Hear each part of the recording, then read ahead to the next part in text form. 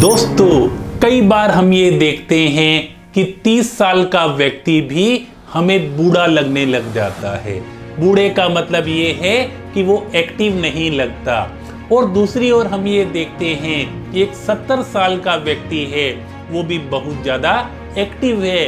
हर काम वो भाग भाग के कर रहा है, एक्टिव रह रहा है।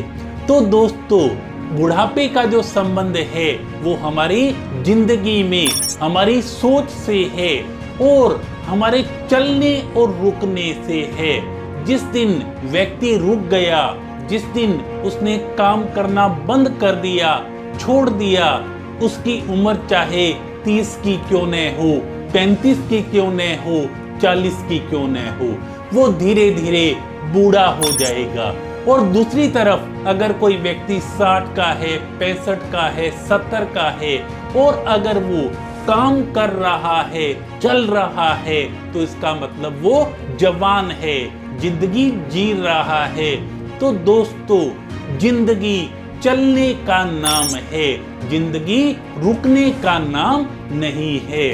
सी का मतलब होता है दोस्तों सेंचुरी।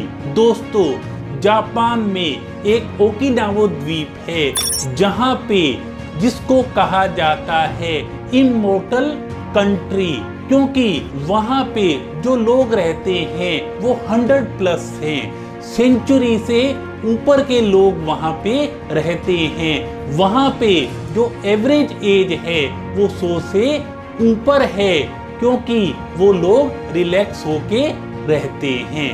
एच का मतलब है हैंड्स। दोस्तों, वहां पे जो लोग रहते हैं 100+ एज है उनकी, लेकिन वो सारा का सारा काम अपने हाथों से करते हैं। वो अपने काम के लिए नौकर नहीं रखते, बल्कि हर व्यक्ति वहां पे अपना अपना काम खुद कर रहा है। हंसते हुए, मुस्कुराते हुए वो सारे के सारे काम करते हैं। ए का मतलब है दोस्तों अंदाज। उनका जो अंदाज है, बड़े ही रिलैक्स होके वो रहते हैं। उनकी सबसे खास बात ये है ओकिनावा वाले लोगों की कि वो छोटी छोटी बातों को लेकर माइंड नहीं करते। उनकी ये सोच है कि गलती अगर सामने वाले की है तो हम परेशान क्यों हों, उसकी गलती है वही देखे। वो छोटी छोटी बातों पे आपस में मनमुटाव नहीं करते, परेशान नहीं होते।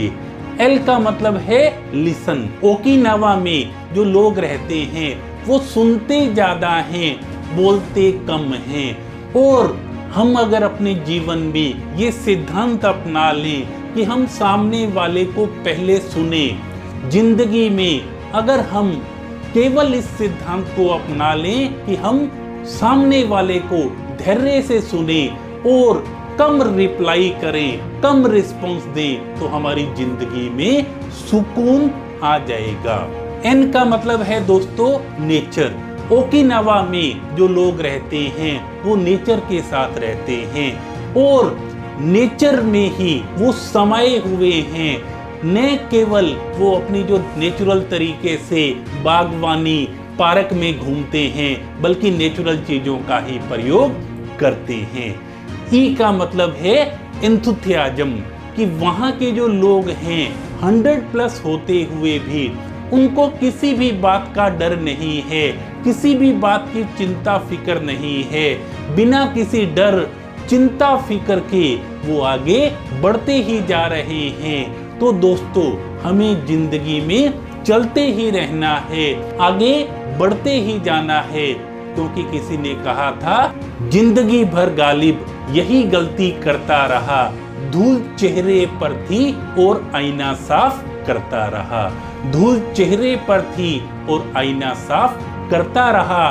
तो हमें जिंदगी में गलत फहमियां नहीं रखनी, ना ही खुश फहमियां रखनी है, बल्कि एक बैलेंस्ड लाइफ रखनी है, क्योंकि जिंदगी चलने का ही नाम है, रुकने का नाम नहीं है। Thank you so much.